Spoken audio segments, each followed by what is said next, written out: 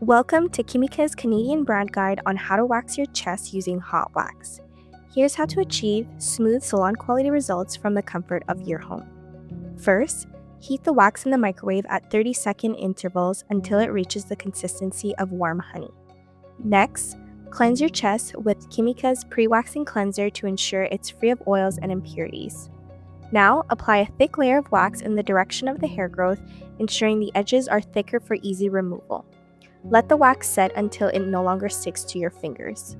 Quickly remove the wax in the opposite direction of the hair growth while keeping the skin firm to minimize discomfort.